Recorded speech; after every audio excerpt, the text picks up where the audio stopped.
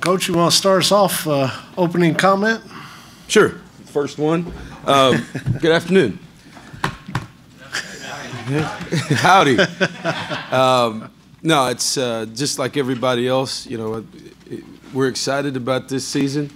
I think we've had an excellent camp.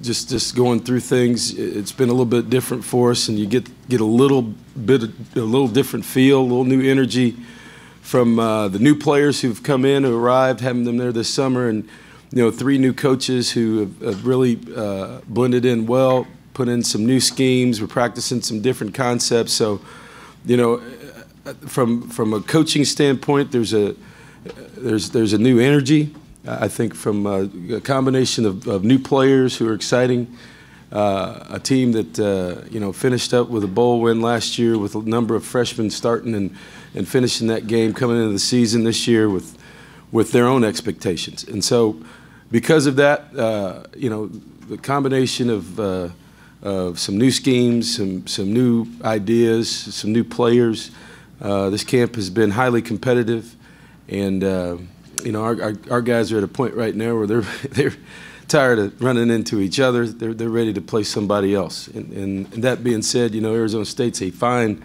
football team. Todd Graham has done an excellent job, and continues to win wherever he's been. And we've had the good fortune of playing against each other every year when we're in Conference USA. That game usually meant something for the Western Division title.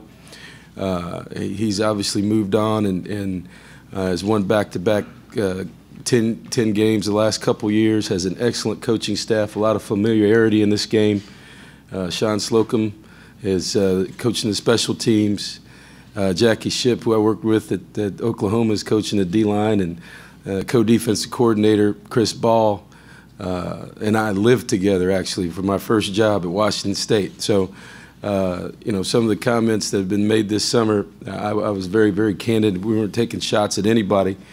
Coach Graham is very familiar with the state of Texas, is an excellent high school coach here, has coached collegiately in the state, competed in the state, and will have a lot of pride coming back and playing in Houston. And because we've got a number of really good players from the Phoenix area, I think that becomes important. It wasn't a shot at anybody, but I think it becomes important, particularly in a game where 2 teams have never played each other in the history of football. So there's a little bit more going on in this football game than just on the surface. Them being a top 20 football team and having a chance to play in a national stage in a venue like NRG, which is as fine a facility as there is in the country, hosting a Super Bowl. If you can't be excited to play in this game, then you're probably doing the wrong thing. So that gets our attention, and we got a couple more days till we roll to Houston and get ready to play Saturday night. Questions over here to the left, Christy. What have you thought about the way Allen has responded since he was named the starter? I think Kyle has really done a nice job of, and you've heard me say this before. This season started for us December 31st of last year, and I think people kind of say, what does that mean? Well, it started for him then when they handed him out that trophy, the MVP trophy. We challenged him in January to become a better leader, and to increase his knowledge not only of our offense but of the defense and just overall football knowledge, football IQ. And he accepted that. And then, we had a number of freshmen that we were put in that boat because of the number of freshmen that played in that bowl game and were successful. Now what? You come to the summer, he had an excellent spring, and part of that spring is, he's the only scholarship quarterback that we had. So he got a number of quality reps, probably too many. And, you get into the summer and Kyler shows up, got great competition. He's accepted that. So, I think he likes where he is right now from a growth standpoint, and his growth has been mentally, but also physically. Anybody who's seen him lately, I think he was playing in the bowl game about 190, 195. He's 215 now. That's all part of of a physical growth process and a mental growth process. So I think he's come along just fine. We'll go to here to the right, Gabe, and then over to the left, Chip. Kevin, in terms of just a key, what has DJ Foster shown on tape? Obviously, he's electric, and how important is it to find him first and then obviously put numbers around him because he can do so many things and line up so many plays? Well, he's not hard to find on tape. That's the problem. You know, guys that are hard to find, you don't worry about them defending. This guy's, he's electric. He's dynamic, and you know, they do a great job. Mike Norvell has been a guy who we've had a lot of respect for as an offensive coordinator. He is a guy that's going to get the ball in good players' hands, create schemes that benefit the players, and obviously this guy is a nightmare. I mean, they line him up outside, hand it to him in the backfield. They're going to give it to him till his tongue hangs out. So, you know, it's not the issue of finding him. You know, we've got to be aware of where he is because they're going to hand him the ball, or they're going to throw it to him, or they're going to flip it to him, or there's some kind of way he's going to touch it. You know, we just got to be aware, and you know, when those space tackles happen, getting him in space, you know, you're going to have to make tackles in space, and really, you know, probably I think the big thing is going to be how we run to the ball, and you know, a guy like that is very, very hard to tackle one-on-one. It's going to take team defense and team pursuit, and that's something that we've worked very, very hard on. Chief has really brought an attitude of everybody getting to the ball, you know, and that's where we're going to have to be. We're going to have to be aggressive with team pursuit and team defense. That being said, we're going to have to be disciplined with our eyes, because as soon as you do that, they're going to stick it in his belly and try to throw it over your head. So, you know,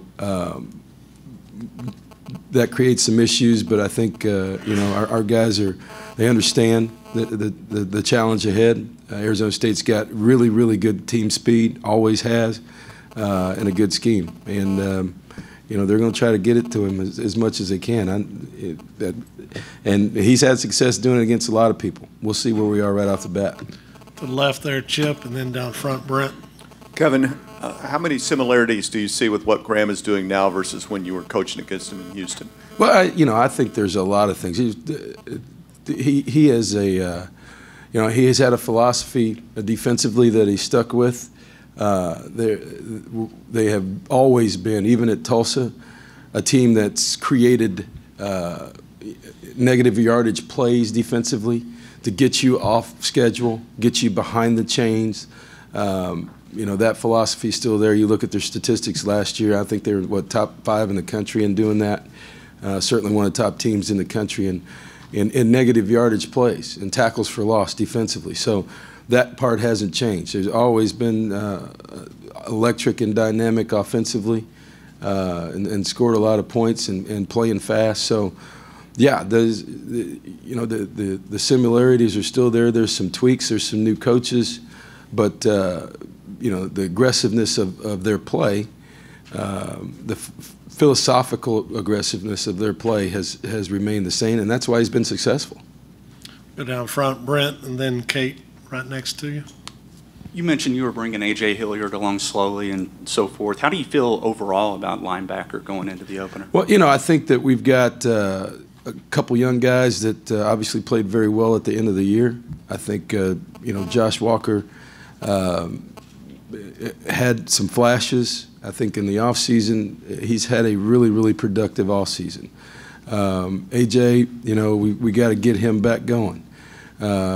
Alaka, same way. We got to get him going. But some of the new guys, Sean Washington, who's coming off of a shoulder surgery from a year ago, has had an excellent camp. You know, he's the first time he's really, really been healthy since he's been here. And he's 230-some pounds now. He's long. He's rangy. He's the Sean Washington that we recruited, the safety that was going to grow into a linebacker, and not put him on the field early. Now he's 230-some pounds, and he's a linebacker, not a safety that was in there playing linebacker, getting his collarbone broken and his shoulders operated on. And but you know, those guys have done a great job, and you know, we added a couple guys. The three freshmen are going to play special teams in this game, and so I think that takes some stress and heat off of some of those guys having to go and play special teams and defense for us. You know, I'd look for all three of those freshman linebackers to get some time here Saturday night in special teams. Riley Garner's going to start on one, so on kickoff return. So he's come in and done a great job. So, you know, there's depth, and those guys are going to, and I think you know me, Brent, the reason those guys are playing are not just to play 5 or 6 snaps a game. Those guys are playing because game 5, 6, 7, 8, 9, when we're starting to get a little beat up, a little dinged up, we can get some of those guys out of the game and play some of these younger guys who will have some game experience and help us with our depth down the road. Down front, Kate, and then we'll go to Sam. Wondering what you've seen out of Taylor Bertola that gives you confidence he can be more consistent than he was his first 2 seasons. You know, Taylor is, as we all know, is gifted. You know, there's never been he's kind of like me 2 years ago as a golfer. You know, you go to the driving range and hit it a mile. You know, the idea is to hit it straight. So, you know, that's the whole deal. He's been a great kickoff guy. Arguably one of the best kickoff guys in the country, getting the ball out of the end zone, putting it where we need it to be. But you know, now we're moving from the driving range to the first tee back again. So, you know, we got some narrow fairways out there for him, and anybody who's been out to our practice has seen. You know, we've gone to a goalpost that's a little bit narrower than the regulation goalpost to try to help that. He's had a really good camp. You know, and we put him in some situations and ran him on the field, put him in pressure situations. Lost me. That hopefully he can learn from. And it's just like anything else. You know, it's so much of that is mental. That you know, that until those situations come up, you really don't know. But I think. You know, he's grown physically. I mean, grown, what is this? How's that? Technical difficulties here. Yeah. Huh? Gotta have depth. We gotta have depth, huh? That's it. That's right. No. Hello? There you go. All right. Yeah, you gotta have depth, huh? That's right. And a plan. Right? Some people go down sometimes. There you go. Nice save. What were we talking about? Bertola, his mental confidence. Yeah, no, he's done a good job, and so you know you would hope 2 years later, 3 years later, he's grown mentally and able to help that. Daniel LaCamera is a young guy with a big future, and but he's young. He's one of the best guys in the country. You know, the stats on him in high school, making something crazy like a 60-some yarder. He's made some 55s out here at practice. You know, so he's a guy that does nothing but get better. I hope our first game goes a little bit better than this. Absolutely. All right, Kate, follow up. Can I also just ask about your impressions of the offensive line, some new pieces, and Avery Genesee, who we haven't seen play before? Yeah, you know, Avery, you go back to the recruiting piece. Avery was one of the top junior college offensive lineman tackles in the country. We were able to land him, and we were able to redshirt him, one thing that we've hardly ever been able to do with a junior college player and a guy who came in here and really took the year to get stronger. He's always been athletic. To understand our scheme and to come in and do what exactly he wanted to do and was to start at left tackle at Texas A&M, which is based on the history is a pretty good job to have. So you know, he's come in, he's battled. I think the big thing that has helped him and increase his growth is playing against Myles Garrett every snap. So that can be a little bit frustrating early.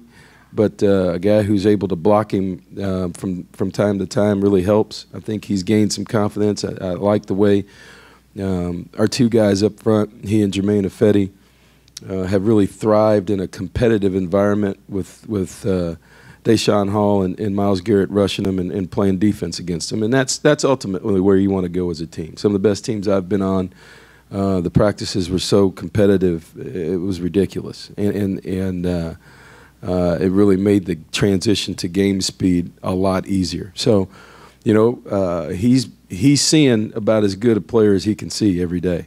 And that ought to give him some confidence going into Saturday night, not knowing, if he's ready or whatever. Mike Matthews has been playing center here for 9 years, so, he understands what we're doing. He gives us some juice in there, and, Joe Cheek gets his time. He's been here forever, and he's big enough. He's a leader, and, we'll rotate some guys in there at that left guard spot Saturday night, but, for the most part, you've got three returning starters because Cheek really played a lot last year. And then, we've got guys that are very, very talented and need to get out there and get battle tested and get in the flow of the game. Far right, Sam, then we'll go over the True. Kevin, you mentioned needing to get Alak and Hilliard going. Do you expect them to be available on Saturday? I don't know that they will be. You know me, the injury report is not going to come from here. This is not pro football. And you mentioned your history with Graham. What do you recall best about it, and in particular the 09 meeting that you guys had in Tulsa from your history in Conference USA? The 09 meeting, which was last-second field goal in Tulsa. Yeah, it seemed like all those games were, took 4 hours, 5 hours. I don't know. But, no, that was just a different game. I think we scored, 10 points in a minute and a half and actually went for 2 and didn't get it and still won the game somehow. I don't know really what happened at the end. It's been so long ago. But, no, they're just the way he's done things, those were always fun and electric games, for the fans and for our teams to play in. And, like I said, most of those games did have an effect on the West Side champion, and so to be a part of those deals, particularly early,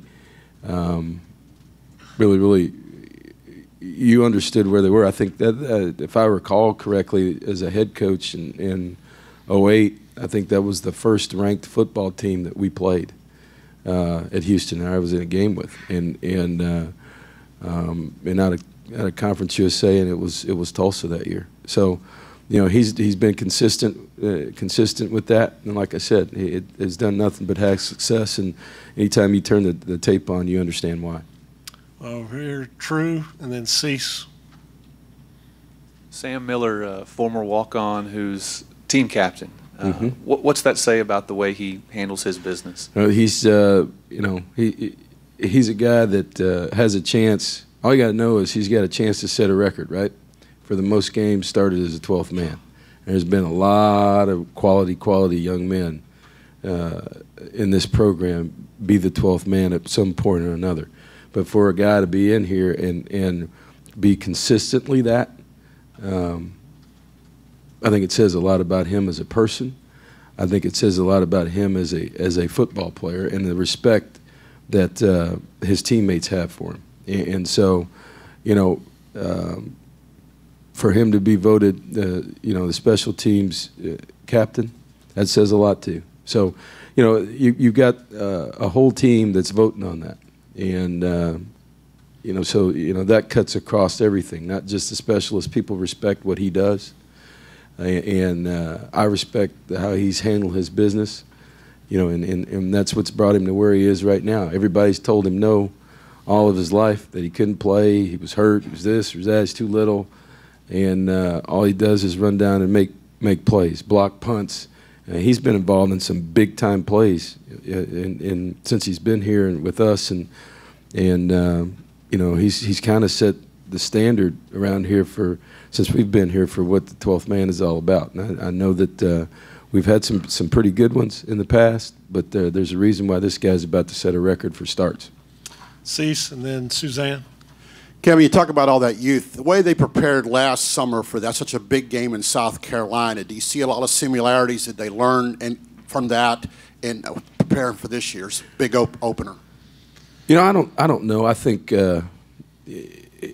anytime you play an opener like this, it's easier to get your team's attention in the off season. There's no doubt about that. You know, you like to say that about everybody, but that's not the case. You see these guys watch television. They understand what's at stake. They see the rankings. They turn on the tape. It's a good football team we're playing, and so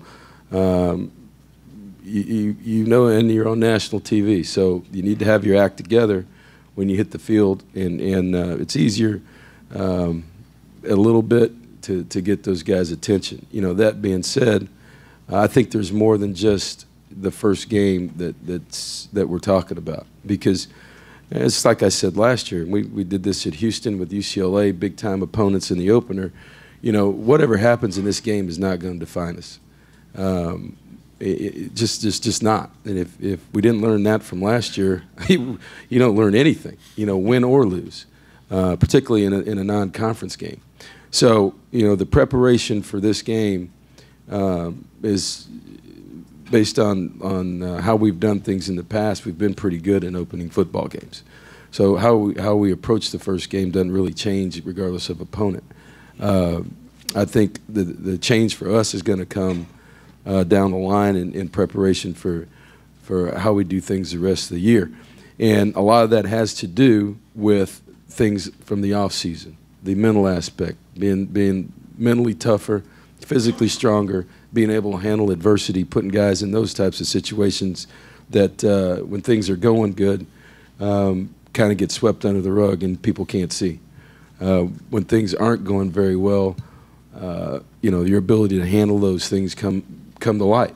And we didn't do a very good job of that last year. So, you know, those are the things, Cease, that I've spent my time with, because basically our preparation for opening ball games has been pretty solid. You know, whether it was here or Houston, but you know, we've lost once and we lost by a field goal. So, you know, that's sort of how we do things doesn't change. I think the big thing is how we handle adversity. All right, Suzanne, then Gabe, and then Lee, you'll wrap us up. Speaking of team captains, I read that Myles Garrett was voted as team captain. He's a sophomore. How rare is that for you, and what has he shown that he could be a leader as a sophomore? You know, I used to be a senior led team guy, and you want that. But you know, when you've got a young guy who is taking every snap like a quarterback, you're basically saying, as a football team and as an organization, you're trusting this guy with the ball every snap. So there is no bigger trust than that. You know, so just like I told Kyle, you know, why can't you be a leader? Because just by your role, you are a leader. And I think when you have a dynamic player like Myles Garrett, arguably one of the best guys in the country, you're kidding yourself if you don't think when he speaks, our team will listen. Heck, 3 weeks ago when he spoke, y'all all listened. So, you know, you're kidding yourself if you don't think our team will listen, and they're not going to look for him to make plays in critical times. So, again, you know, we took the restrictions off of who could be a captain. I think it's interesting for me as a coach to look at the votes. And I think you'd be shocked at the number of young guys who got some votes to be captain. We voted for two guys on offense, 2 guys on defense as a team, and special teams captain. So, you know, there were a number of votes spread out, but obviously the consensus was that our team thinks he's a leader, and that's important to me. And so if they think he's a leader, like I told him, whether you talk or not, if they think you're a leader, you're a leader. And so as a young player, you need to step outside yourself and become that guy too. And he's capable of that, and he's made strides in the off season to do that. First year that y'all allowed anybody else but seniors to be captain? No, it's not. Yeah, We talked a little bit about it last year, but I made a real point of it this year. I think everybody gets used to, hey, the older guys, you just vote for them. Suzanne, but we got so many young guys, we changed it up. last year he had Mike Matthews and Julian Obioha. They were both juniors. Yep. Gabe? Coach, I want to ask you about Christian Kirk. He grew up, or he went to high school right down the road from Saguaro. Tempe. Yep. Yeah, Saguaro. How big? Obviously, this is a huge game. True freshman. Depth chart shows he's probably going to start. What are your expectations for how he handles business like he's been handling business? Just keep handling business. You know, it's hard for freshmen. You know, it's a pretty big game for our quarterback too, where he's from. So, you know, you can't get caught up in all that. Those guys, you know, you're going to play. I think the big thing is we're playing a top 20 opponent on a neutral site on national television. You know, how you're going to handle that venue as a freshman, probably a little bit different than Kyle Allen. I know Christian played in some big games in high school, but I don't think he's ever been in NRG with the roof closed. And anytime I'm in there, it's pretty loud in there. So that's going to be the big difference for him. You know, as much as I try to give the Hoosier speech, you know, I don't bring the tape measure out and measure the 100 yards or the rim, but that's all good. But those young guys, I can remember, I tell guys all the time, the first time I stepped on the field as a freshman, things happened so fast, I didn't know what was going on. So the quicker we can get him in the flow and get him calmed down, the better off he's going to be. And that's the only thing I worry about him, because talent-wise and physically and knowing what he's doing, I mean, he's ready to go to play at this level. They just got to keep him focused and try to get him the ball early. Down front, Lee, you'll wrap us up. How eager are you to see your defense, led by John Chavis, on the field against another team? I'm eager to see our whole team, to be honest with you, and that's where I started with. I mean, we got a number of players that had some success at the end of the year and are looking to play. We've got some new schemes on, as I said, to start the press conference offensively and defensively. So defensively, yeah, we're excited to see that. Offensively, we're excited to see that. We got some good young players that are excited to play, that I think right now understand that exactly who they are, and maybe last year did not understand who they are, thought they were pretty good at the beginning of the year, found out the hard way what big-time college football is like in the middle of the season, and then ended up on a note, good note, with winning a bowl game, and came into an off season where, you know what, they understand what it takes now to play at this level consistently. And I think, quite frankly, they got a little chip on their shoulder based on, you know, what people are saying about them. So more than that, you know, having the opportunity to say something about it on a national TV stage against the top 20 team, that's what I'm excited to see. I'm excited to see these guys play. All right, Coach, thank you. Thank you.